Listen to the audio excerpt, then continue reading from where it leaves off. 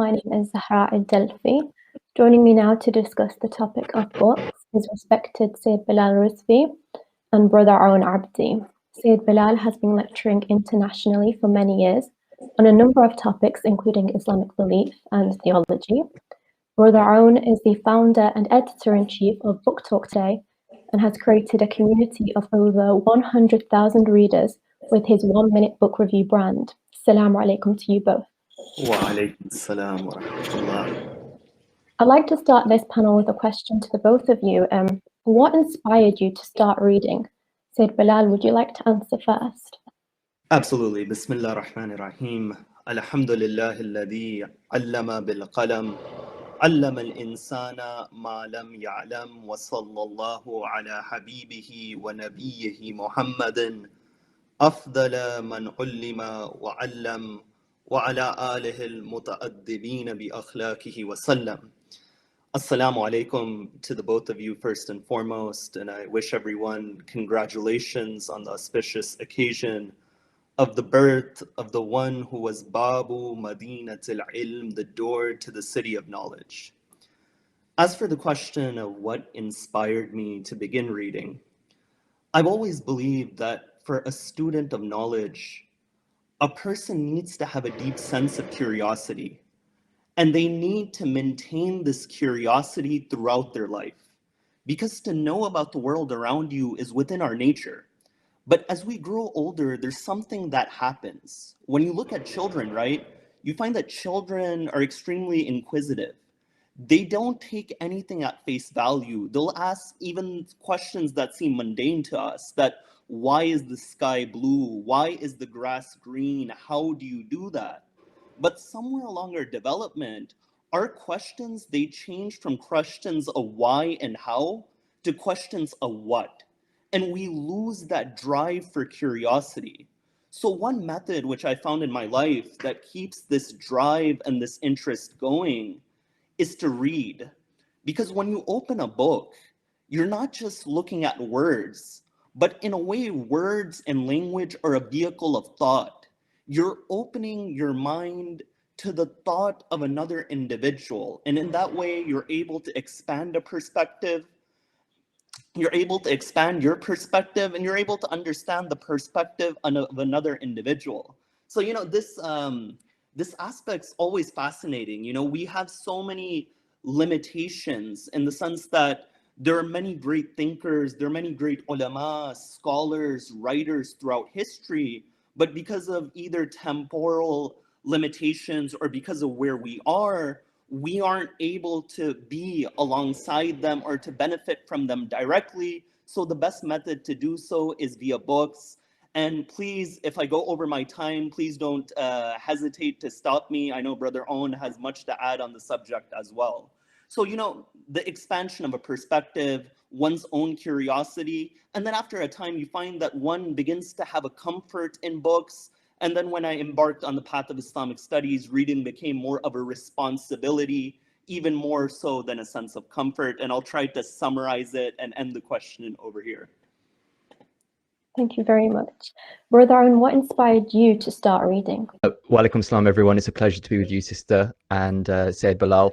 I want to say it's an honor to be here, to be on this conference. I want to take a moment to thank Sayyid JawadQazwini as well for putting this together. It's mashallah, it's amazing. So what inspired me to start reading is my mum is a English teacher, and when we grew up, I was always surrounded by books. And growing up through school, we studied English quite heavily, and English literature in particular, and that thirst for knowledge was always there. And as I transitioned from school into university, I studied politics at university, and I was able to read widely on a wide variety of subjects. My discipline was politics and international relations, but I did many option modules in sociology, anthropology, neuroscience, and it was really during that exploration of spending time with large reading lists and debating different subjects that thirst for knowledge was there. And as I transitioned into the working world and I started to find out that there was a plethora of other books on many different subjects, whether it's, for instance, business or psychology, or, for instance, artificial intelligence. At the moment, there's a wide range of different subjects at the moment that you have access to through books. And when you're in structured education, you only have a set amount of subjects, and once you get into the working world, you realize that there is a wide range of subjects, and the more you start delving into that, the more you start to realize that you can understand yourself through books, but you can also understand the objective world around you and get a better perspective of how the world works. And you can also do some introspective work to understand yourself and gain self-awareness, but understanding the objective world and then how you're able to act in that world is a great benefit. And also, the more that you're able to understand technical skills, whether they be public speaking, whether they be, for instance, like I said, on artificial intelligence or business in general, you get into a positive feedback loop where you're able to apply that knowledge and see the benefits of it, and that momentum then carries you through. Thank you. And do you believe it's important to start reading at a young age? And if so, Brother Aun, how can we encourage more of this within our communities? It's such a great question, because every Sunday I do a live Q&A on my 1 Minute Book Review channel, and most of our demographics are between 18 to 34. And I think it's really important to encourage young people, especially in our community, to start reading earlier. And I think a great way to do that is to teach them that reading books, for instance, most people read fiction books, and there's great value in reading fiction books to understand human truths and understand storytelling in particular. But I think there should be an emphasis on understanding practical skills that you can apply, for instance, in the working world. And I think the education system that we have, regardless of where you are in the world, I think needs to do a better job of teaching practical skills. And that's where I think non-fiction books specifically can hold a place in our communities. Especially, I think finding similarities and finding parallels between religious books and non-fiction practical books, I think, is a great way to do that, specifically in our communities. Having workshops, having seminars where you get the community together and perhaps have debating clubs, having public speaking opportunities where you can get young people in the community to implement these skills that are in these great non-fiction books that are practical, and then giving them the opportunity to put it into practice then enhances their learning, and they can take that into the world and find the practical application for it. Because reading is one thing, and I say this all the time on our channel, it's reading is one thing, but the application of that knowledge is what you really want. And it's only through that finding a way to apply that early is the best way to do that. Definitely, application is key. Sayyid Bilal, what would you consider to be the importance of reading and learning within the Islamic tradition? Well, it really starts with revelation itself. I mean, the importance of reading is that reading is a gateway to knowledge.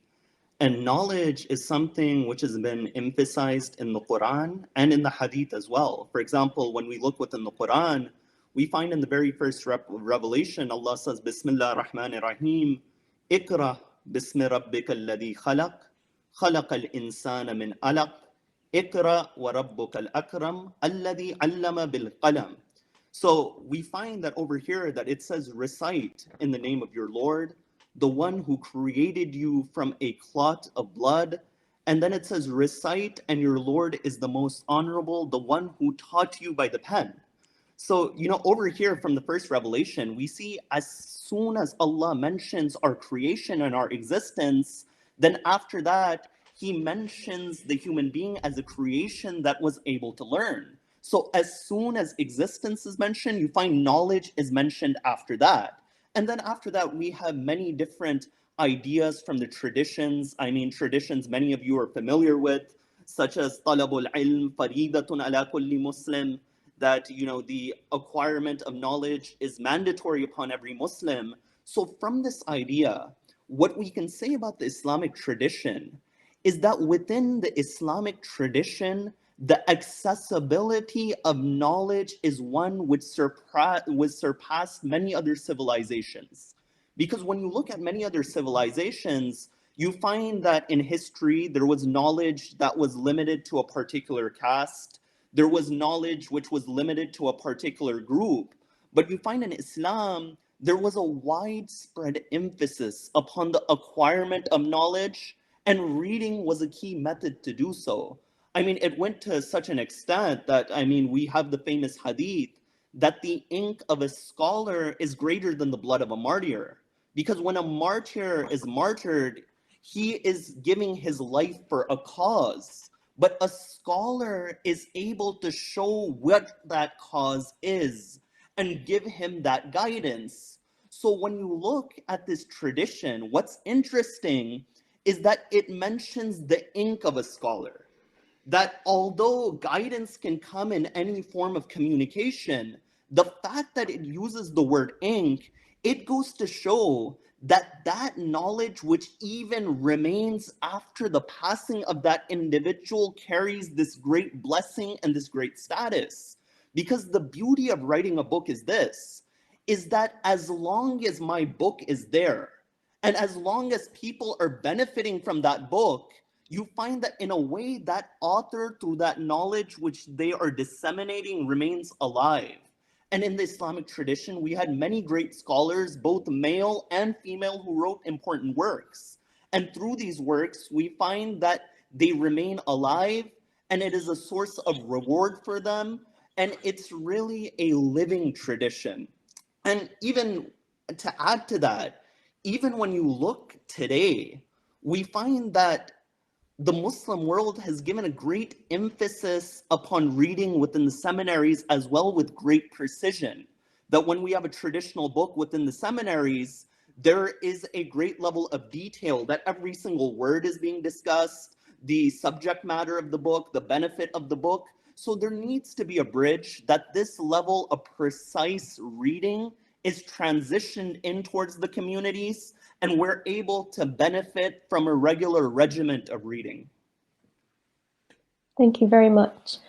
And Brother Aun, you mentioned just before about fiction and non-fiction. So there are people that like certain types of book genres, for example, classic, fantasy, or self-improvement. What would you consider to be the benefits of reading widely and not just sticking to certain types of books? Sure. It's such a great question, because it almost seems like people either fall into two camps. You're either the hardcore fiction, you love some Harry Potter, or you're sort of the heavy non-fiction reader that only reads self-development books. And the way that I usually approach this is, I would say I'm like an 80-20 split. Usually it's sort of 80 non-fiction, sort of 20 fiction. But I think there's some learning opportunities in both. So for instance, in fiction, the thing that I think is valuable in fiction is great storytelling. And I think storytelling is so powerful, both in fiction and non-fiction. But the advantages of storytelling in fiction is really those fundamental human truths. So if you look, for instance, recently we had an author come on our podcast, and she was talking about literature, specifically English literature in the early 1800s and 1900s. And they were talking about fundamental human truths from like the mental health and mental illness point of view. And you can really capture what it means to be human through great storytelling. But then if you look at, for instance, non-fiction books, specifically in the self-development or self-improvement space, there is some real benefit in that practical application, like I was mentioning before, and also in subjects, for instance, that you didn't have access to when at school. Like I mentioned earlier, at the moment, I've been reading a lot of books on artificial intelligence and topics that are relevant to what's happening right now and affecting people's lives right now. And the ability to read widely on a mass range of topics means that you have a better understanding of the world around you. And in our communities and as an individual in the world at the moment, it's critical to understand what's going on now, but also to have one eye on the future as well, to try and understand how the events and the climate right now is going to affect the world in the future. And having a better understanding of these topics is so critical, because it doesn't just affect you as the individual, it will affect our communities, it will affect our families, it will affect the society as a whole. So I think reading widely is so critical, not only for enjoyment, for instance, if you're into reading, for instance, fiction for escapism, but also self-development books and self-improvement books, or just general non-fiction books, for instance, history or politics or economics, these books that make you understand the core systems of how the world works. It's so important. And my recommendation is always to read books that you're interested in, whether that is fiction books or whether that is a non-fiction book on a specific subject, but it's also to pair that with a skill. For instance, if you're looking to improve your public speaking at work, or you're looking for practical ways to implement productivity tips into the way that you schedule your day, there's books out there on every single subject. It's funny, once you start having a look at books on Amazon, it's almost just, they just recommend you every single book based on the way the algorithm works. So yeah, I definitely recommend reading widely on many different subjects. Thank you for that. I know personally, when I read, if it's not for revision purposes or work purposes, I struggle to retain the information. Sayyid Bilal, in your opinion, what is the most effective way to approach reading so that we are better able to absorb and retain the knowledge within the books? That's an excellent question, and I definitely agree with Aun's sentiments that Amazon recommendations can be very dangerous for the wallet. So, but no, as for the question, it's an excellent question. Because whenever we step into any area of our life, we try to go in with preparation, whether it's our work, whether it's, going to the gym, we stretch before going to the gym, for example, or any other area. But when it comes to reading, unfortunately, we don't give that level of preparation. And particularly when we're reading outside of our area of speciality. When I read something for school or for something directly related to my work, we'll sit up, we'll take notes, we'll be attentive. But when it's anything outside of that, then, sitting on a recliner with your legs stretched out isn't the most effective way to retain information. So there needs to be etiquettes. And this is why in the Islamic tradition, we find that there were works which were written under the category of adabul muta'allimin, the etiquettes of the student. And the most famous, of course, is the work called Munyatul Murid, which was translated by the Islamic College with the title, The Desire of the Aspirant, if I remember correctly. So you find that works such as this, and then even in the English language, there are works that are available. I think Mortimer J. Adler's book, How to Read a Book, is an essential book because that book is really a key to other books and it shows a person how to read. So very quickly, let me summarize some of the ways that we can benefit from our reading. That from one end, there needs to be a spiritual prerequisite. And that's why when we look at our traditional books, there's been an emphasis on the reason why you're acquiring knowledge. Are you acquiring knowledge for your own benefit? Are you sincere in the acquirement of this knowledge? Are you acquiring this knowledge just to show off to others? And then we have traditions which condemn this type of knowledge. Some of them are harsh as saying that فَلْيَتَبَوَّ مَقْعَدَهُ مِنَ النَّارِ, that this person is setting up his hereafter within the fire. So we find that the sincerity of one's pursuit has an impact upon the benefit they derive from that knowledge. Because when you look at some of these works, they'll say that people are divided into 3 categories. Some individuals, even though they tried and they gave every sort of rational effort, they weren't able to acquire knowledge. Certain people, they acquire knowledge, but what they do, they could have done in a much shorter time period.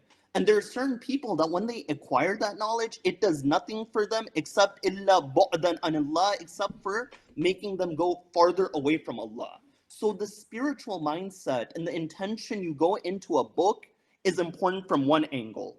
But from the second level, you find there's intellectual prerequisites as well. I'll ask you a question. That, people, they're expected to read their entire lives. But what is the last time that you took a course on reading? The last time most people, they take a course on reading is at the 5th and the 6th grade level, at the elementary level. And we see that up to that level, there is a development in the reading skill. But after that, there's a flattening of the curve, that they don't get better within the skill. So one factor of reading that we need to recognize is that reading is an active activity. And this is my first point, and this is a very important point. Many people think that speaking is active and listening is passive. Writing is active and reading is passive. But no, the reality is that reading is also active.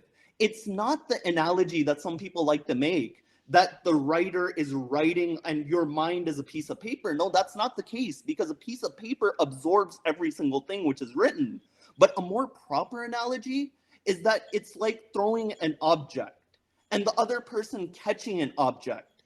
In this case, we find that both the reader and the writer, and the way the catcher and the thrower are doing an active activity, we find reading is an active activity. The second reason, the second point, and I'll be shorter on all future questions if I go a little bit over time on this question to give Brother Aun time. So the second aspect, we need to ask ourselves, why are we reading? The first reason a person can read is for amusement. The second reason a person can read is for information. But the third art, which is really the lost art of the modern world, is to read for understanding. You know, it's pretty appropriate that they call this age the information age. We try to load ourselves with information, but information oftentimes can be a barrier to understanding. And that's what we need to recognize. Greater than memorizing facts is to gain understanding. And how is understanding gained? Understanding is gained by a deeper reading, a reading which requires reflection. You know, the famous scholar, Shaheed Muhammad Baqir al-Sadr, they asked him that, how did you reach your status? And he didn't reply by saying that I would read all day, I would read all night. He would say that 90% of my time was spent in reflection and 10% of the time was spent in reading. So the art of reflection is something which is extremely important, even when it comes to studying, right? Verbs can have an object, they cannot have an object. For example, running doesn't have an object. And Brother Aun appreciates the grammar point I noticed right here. But certain actions, they require an object. So in the Arabic language, the word to study is darasa. And it means to study when it comes with an object, like darastu hadha al-kitab, I studied this book. But when darasa doesn't come without an object, it means to wear something out through use after use. And that's one of the beauties of studying, that when there is a book and you're really trying to understand that book, don't be afraid to read it more than one time. Don't be afraid to go back. And really, and this is the final point I'll make, is there are 4 levels of reading. Number 1 is elementary reading. That is just to understand what the author is saying and answers the question of what. The second level of reading is inspectional reading. That whenever I pick up a book, it's not that we just directly read the book, but look at the table of contents, understand the structure of the book, categorize the book, and then enter the book. The third level is analytical reading. We try to analyze the arguments of the author and understand them. And the fourth level is synoptical reading. And that is when we place this book in comparison to other books that we've read. And in that manner, we widen the perspective. And this is a whole seminar on its own. So I'll stop right here and I'll let Aun take the floor and Sister Zahra. Thank you for that very detailed answer, Sayyid Bilal. I would like to move on to audience questions now, starting with a question for Brother Aun. Many people like to read fiction books, which can enhance creativity. However, do you think it is more beneficial to read non-fiction rather than fiction? It's a very good question. I want to just quickly pick up on a point of Sayyid Bilal's. You need a reading course of your own. I think this is an important topic because, like I mentioned earlier, it's a lot of people want to say that one is better than the other, but I don't necessarily think that's the right question to be asking. I think, as I said before, it's not necessarily to say that one is better than the other, but there is things that you can learn from both. So recently on our podcast, we had an award-winning author called Will Storr, and he wrote this book called The Science of Storytelling. And he's a journalist by profession, and he's written non-fiction books, but he's also written some fiction material. And in that podcast, we were talking about how storytelling from a fiction perspective is a lot more difficult, but there's still fundamental truths within that you can learn from. And what makes a great fiction book and even a great non-fiction book is storytelling. And storytelling is at the heart of most forms of media, whether you look at movies, whether you look at great books, whatever it might be. A great storyteller is usually a great communicator. So I wouldn't necessarily say that one is better than the other, but storytelling should be at the heart of it. Now, a great fiction book has great storytelling, but equally a great non-fiction book has great storytelling in a different kind of way. So some of my favorite non-fiction books are by authors that are, for instance, journalists by profession. So their books are just long form journalism. Authors like Malcolm Gladwell, authors like Will Storr. These authors are able to express their point of view in such a way across 300 pages that delve into highly complex topics. For instance, in Outliers by Malcolm Gladwell, he goes deep into people who are exceptional within their field, whether they be sports stars or politicians, whatever that might be, to try and analyze information. And they delve into deep centers of science, but they're able to explain it in such a simplistic way. So there's definitely things that can be learned from both, and I definitely don't think that one is better than the other. I think to follow on from Said Bilal's point, it's really, why are you reading it? And it's such an important point that I try and emphasize with my audience is you need to have a question in mind before you approach any book, because one of the questions that I get a lot is, how do I keep up my motivation and how do I keep up my focus when reading? And oftentimes it's just because they haven't quite understood why they're approaching reading it. They've just opened the book because their friends told them to read it, or perhaps, you know, they've seen it on a reading list, or they just picked it up from the shelf. But if you don't have a specific reason or ask yourself a question before approaching that book, it's very difficult to get as much out of it as you can. So that's really, I think, the main thing that you need to go in before you start any book, is asking yourself the purpose behind it. Thank you very much. And very quickly, Said Bilal, this question says, we have an abundance of Islamic literature in the Islamic world. How do you see Islamic writing evolving over the next few centuries, and what can we do to ensure that it is as engaging and informative as that left behind by our great scholars? That's a very loaded question, and there's a lot of intricacy in that. But I'll give you a general principle. Because to answer that question, that what is the future of Islamic writing, there's so many different disciplines within Islamic thought. For example, one who is an intellectual historian of Islam, there's many topics which are here today, for example, in manuscript study, that weren't there before. And because of that, there's discussions about the future methodology of historical research. And similarly, in Islamic legal theory, there's different discussions. But I'll give you a general principle. A general principle, and there's a proverb in Arabic which says, Al-Haja Ummul Ikhtira, that necessity is the mother of invention. That whenever there has been an issue, we've seen that the tradition and the way of our the traditional Muslim scholars is that they adapted to the challenges of their time period. For example, we see somebody like Shahid Baqir al-Sadr writing a refutation on Marxism, because according to his time period, that was an issue which was a common issue.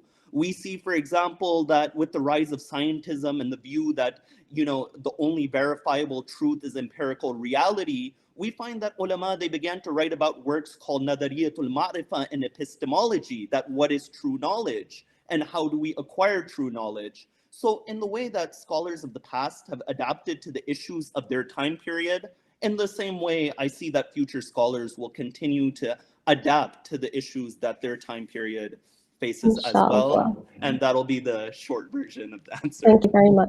And just before this panel unfortunately comes to an end, could you please provide the audience with information on where to find you? So as for me, I mean, I'm on Twitter, I'm in Instagram recently, just Sayyid Bilal Rizvi, and it's Sayyid S-A-Y. I know each of us has our own variation of the spelling. Yes, you can find me mostly everywhere. So you can Instagram 1 Minute Book Review, Instagram Book Talk Today, Instagram Aun Abdi on multiple platforms, YouTube, Instagram, Facebook, wherever. Just type in my name. Loads of things, or different things will come up. Thank you both for sharing your knowledge with us today. Thank you, dear audience, and ma'as salama.